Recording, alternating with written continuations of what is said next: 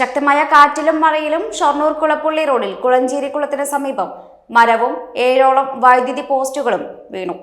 ഞായറാഴ്ച രാത്രി 11 മണിയോടെയാണ് സംഭവം.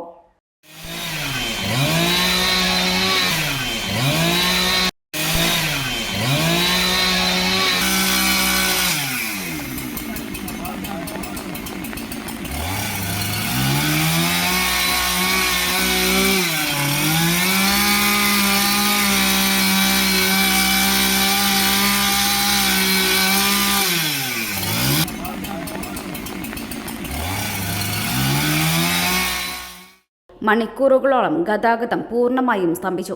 ഫയർഫോഴ്സ് മരം മുറിച്ചു മാറ്റിയാണ് ഗതാഗതം പുനഃസ്ഥാപിച്ചത്.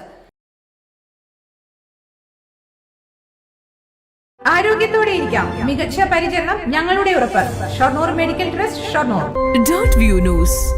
കാഴ്ചകളാണ് ലോകം, കണ്ടു തുടങ്ങുക.